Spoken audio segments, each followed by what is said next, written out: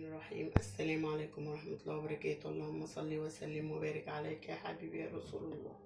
النهاردة بقى ولا فيديو طبخ ولا فيديو مشتريات ولا فيديو اي حاجة. النهاردة ريفيو. انا كنت قايله لكم اعمل لكم ريفيو عن البوتاجاز بتاعي بمناسبة السنة الجديدة. كل سنة وانتم طيبين وربنا يرفع عننا البلاء يا رب وعن الشعب العربي اجمعين. النهاردة انا جاي اكلمكم بقى واديكم فكرة كده عن بوتاجازي زانوسي. ده ايديال زانوسي، بوتاجاز في منتهى الجمال. والله انا مش طالعه اعمل دعايه ولا طالعه اعمل شو عنه ولا اي حاجه، انا بس لقيت فيه امكانيات ومميزات كتير، فيلا نشوفها مع بعض. اول حاجه ان هو ستانلس مط البوتاجاز، واول ميزه فيه بقى عجبتني فيه هنا الحوامل بتاعته. طبعا زهر، في طبعا الزهر بيبقى اغلى وفي حوامل صاج، بس الزهر طبعا اغلى. بس بيقولوا الحوامل الزهر يعني ممكن تتكسر بسرعه، بس ان شاء الله مع المحافظه عليها ان شاء الله ما تتكسرش. وهنا دول بتوعه الحوامل. هنا اول حاجه عجبتني فيه ان هو مقفول، غير البوتاجازات التقليديه اللي هي بتبقى مفتوحه وبيقع فيها بقايا الاكل. ده طبعا حاجه مقفول هنا، سهل التنظيف من فوق، يبقى حلو جدا. البوتاجاز ده شهرين ونص وان شاء الله يكمل سنتين معايا. انا جايباه يعني هو داخل على السنتين معايا، وانا بنضفه ومحافظه على نظافته الحمد لله يعني. ولازم نتفق يعني ان اي حاجه رخيصه او غاليه احنا اللي بنحافظ عليها بايدينا. تمام. هنا الميزه الحلوه برضو في الاستانلس بتاعه مط مش لميع، واي اوساخ عليه بتنضف بسهوله. مجرد ما بتعملي الفوطه كده وشويه دريل بيبقى زي الفل. والحوامل بتاعته اهي جميله جدا. طبعا 5 عيون، اشعاع ذاتي. طبعا في هنا شاشه ديجيتال مزود بزرار للشوايه وزرار لللمبه. هوريها لكم دلوقتي. معلش بعتذر عشان تعبانه، بس شويه صوتي تعبان، كنت تعبانه. هنا اولع لكم كل العيون بتاعته. بسم الله ما شاء الله جميله جدا. دول 2 كده تحسوا ان هما مقاس بعض، ودي اصغر واحده ودي اكبر واحده. طبعا ده شغال على غاز طبيعي اهو على الاخر اهو، جميل جدا. نطفيهم بقى.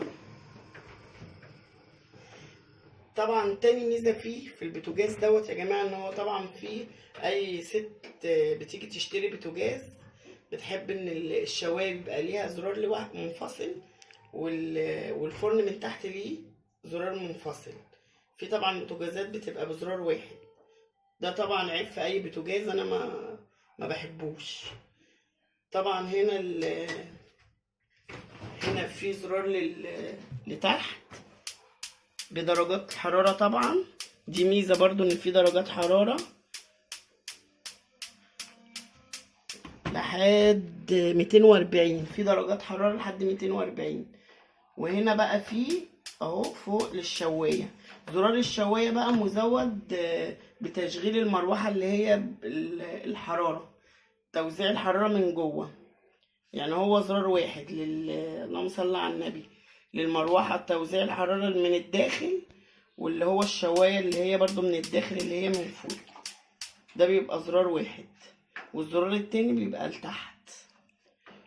وهنا اللي بيبقى فيه جاي معاه 2 شبكة مش شبكة واحدة.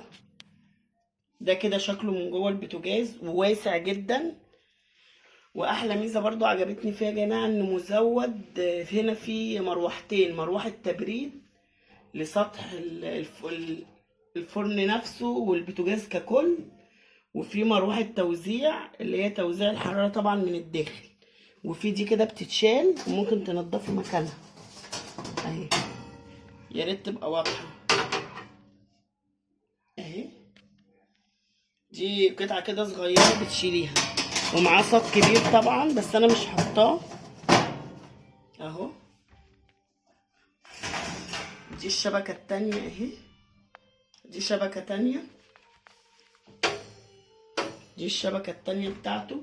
دي برضو ميزة جميلة فيه، ومعاه برضو الصاج بتاعه اهو كبير اهو، ده صاج. عايزة بقى تشوي اي حاجة عندك، مناسبة عندك اي حاجة، كبير وجميل تمام كده. وعنده الجلفل من جوه بإزاز ومن بره بإزاز، كان في شفاف وفي الإزاز اللي هو عامل زي المراية. انا جبت اللي هو يبين الحاجة من جوه طبعا، ومزود طبعا بالغرفة اللي هي اخر الحاجة دي، اللي بتحتفظ بسخونية الحاجة، او لو عايزة تحمري حاجة من تحت تمام كده. بس هو بجد جميل جدا. نيجي هنا للإزاز، انا بحط عليه كده الصورة دي. انا ممكن اشيلها معاكم دلوقتي بس ما بلزقهاش، انا بشيلها كده، ما بشيلش اللزق من عليها، هشيلها لكم خالص لان انا خلاص هشيله كده كده، عشان انا عايزه اعمل تنظيف عميق. انا والله ما منضفاه ولا اي حاجه، زي ما هو كده. انا بقول للناس بقى، اي ست بيت عايزه تجدد ما تحترش، لو لقيت المنتج ده قدامها ما تترددش ان هي تجيبه. ولو اي عروسه بتجهز ومحتاره تجيب اي بوتاجاز، الزانوسي ده جميل جدا جدا. انا بعد ما دخت على النت هنا وهنا بصراحه فضلت ده احسن حاجه، ولقيته احسن حاجه، وهو فعلا اختياري طلع صح، طلع حاجه بجد. هي كانت غاليه شويه بس بصراحه ممتازه جدا، ومريحاني بصراحه في المخبوزات وفي الاكل وفي كل حاجه.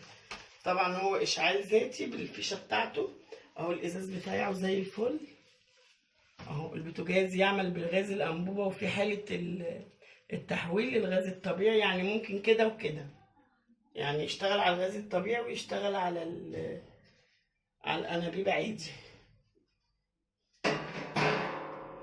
وهنا في بتاع الشوايه وزرار لللمبه اهو بطفيه. اجمل حاجه بقى بتعجبني فيه، لو سبتيه اسبوع ما نضفتوش، طبعا مفيش حد بيسيبه اسبوع، لان ست البيت دايما طبعا ايديها بعد كل اكله بتنضف البوتاجاز. انا والله موريهولكوا على حاله، ولا منضفاه ولا اي حاجه، هو حالته كده. البوتاجاز بتاعه لامع، واحلى حاجه فيه لا بيلزق فيه دهون ولا بيلزق فيه اي حاجه. الستانلس المط ده جميل جدا بجد بجد، مش خساره فيه اي مبلغ الواحد يدفعه فيه. يلا اشوفكم في فيديو جديد، ما تنسوناش باللايك والاشتراك لو انتم مش مشتركين، ونشوفكم على خير في فيديو جديد. مع الف سلامه.